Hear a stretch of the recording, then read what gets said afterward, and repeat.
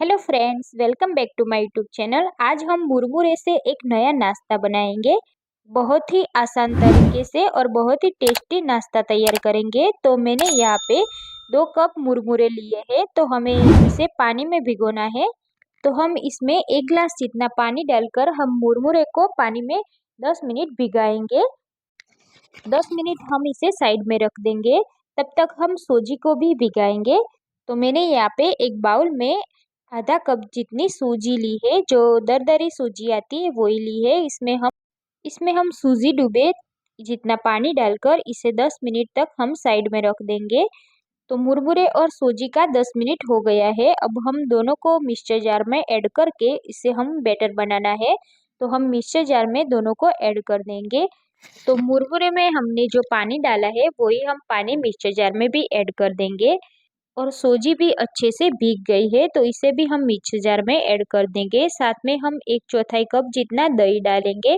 दही जितना ज्यादा खट्टा हो वही लेना है। अब हम मिक्सर जार का ढक्कन बंद करके हमें एकदम स्मूथ पेस्ट बना लेनी है।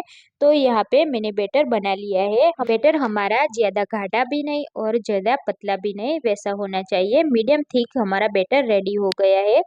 अब हम इसमें वेजिटेबल ऐड करेंगे। तो वेजिटेबल में मैंने यहाँ पे चॉप की हुई प्याज और चॉप किया हुआ टमाटर, बारीक कटी हुई धनिया पत्ता और बारीक कटी हुई हरी मिर्च डाल दी है।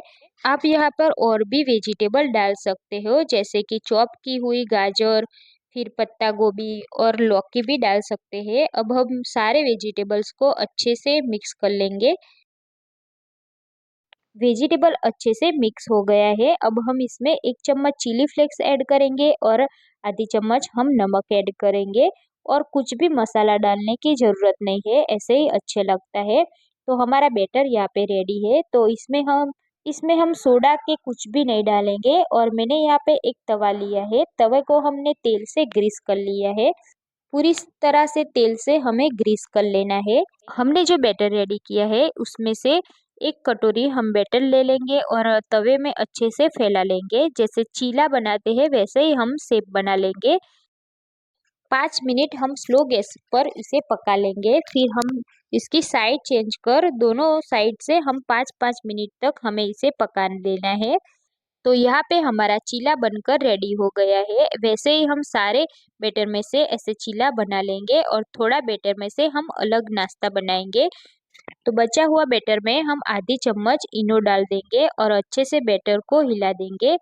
फिर हमें इस बैटर को एक अच्छा नाश्ता बनाना है। तो ऐसा अपम पैन हम ले लेंगे और इसमें 1 चम्मच हम तेल डालकर ग्रीस कर लेंगे।